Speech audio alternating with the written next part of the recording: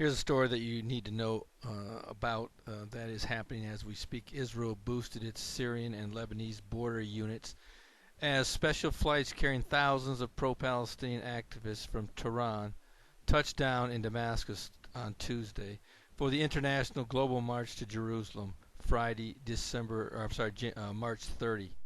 These anti-Israeli activists from several countries are being planted at strategic points to carry out the plan hatched together by Iran, Syria, and Hezbollah to ignite Israel's two northern borders in solidarity with the annual Israeli Arab Earth Day next Friday. Earlier reports from Damascus that the demonstrators would keep the Quneitra sector of the Golan and the Lebanese Beaufort were meant to put the Israeli command off its stroke by disguising the real scope of their plans and their objective, a mass assault on Israeli borders. They are programmed to coincide with the outbreaks the Palestinian Authority is preparing for Jerusalem and the West Bank and Israeli Arab disturbances inside Israel, all on the same day. And if that's not bad enough, here's another thing. The United States has opened up a serious can of worms with an official statement that they came out with today. It says an official State Department communication has labeled Jerusalem and Israel as separate entities.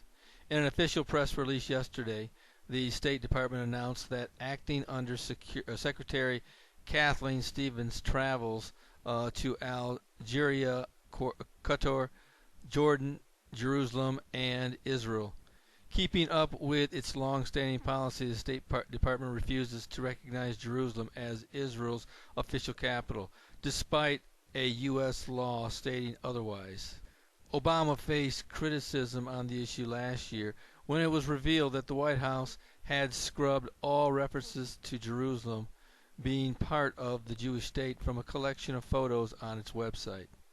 A senior GOP aide condemned the State Department's recent press release as unsound foreign policy. Once again, President Obama's administration reminds Jewish voters why he cannot be trusted when it comes to Israel's security, said the source.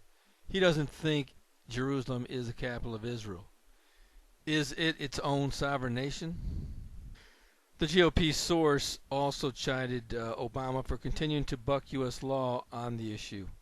Under U.S. law, Jerusalem is recognized as the undivided capital of Israel, period, said the advisor. Unlike the U.S. Embassy's move, that fact is not subject to any waiver or exception. So the question really is, why is Barack Obama ignoring U.S. law and refusing to recognize Israel's capital? The White House did not respond to the request for comment. Well, I think the answer to that question is quite simple. I have no doubt in my mind that President Obama is a closet Islamist, and I really believe that if he could get past the American people and the supporters of Israel, that he would have thrown them under the bus a long time ago. Certainly, I do not look for him to place Jerusalem in the hands of Israel anytime soon. I frankly look for Jerusalem to become an international city in the future. Of course, that's speculation, but that seems to be the way that at least East Jerusalem will fall into the hands of the Palestinians.